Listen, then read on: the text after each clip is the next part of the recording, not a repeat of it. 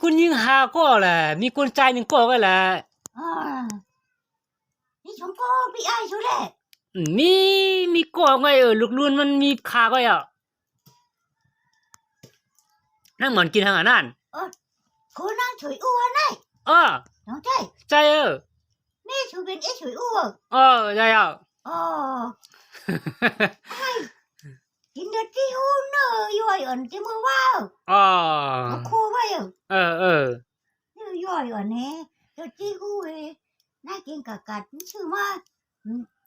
เขากินข้าววันก่อมเช่งข้าวค่ำก่อมเช่งเขาขึ้นโคเฮียงไว้หวานพักหวานอะไรว่ากินใส่เอฟไว้มาลูกมากินไหนพวกมีผักหวานได้กินข้าวน้ำไหมข้าวอุ่นเอาได้ก็เอาข้าวอุ่นมาใส่ในกลุ่มเกลือได้มาเหนียวให้กินให้เร็ว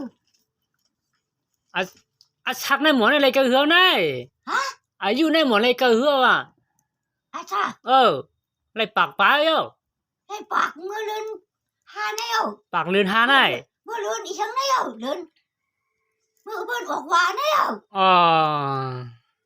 ปากปลายมือออกหวานแนวปากเต็ม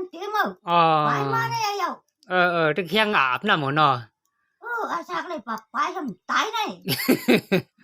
กูสูรีแหละย้อนยาวหน่ะเนี่ยเขาว่าย้อนยาวหน่ะเนี่ยมือชูเป็นนุ่งชูกันย้อนกับตั้งดีกับเอาตั้งดีที่นี่ชูย้อนไว้ย้อนโอ้ดวงตายคนพูดตายใช่เขาชูที่ไหนนายวัวตายนายมันตายป้าอิงก็ตายมันพูดตายใช่เขาขึ้นได้หมอนได้ไหนขึ้นเขาก็เท่าต้องตายตาก็ไม่เคยหันเลยตาก็เหมือนผ้าเท่ามาหลับที่ไหนพี่แต่ที่นี่หันอีกก็ที่กะอาบน้ำเอาละ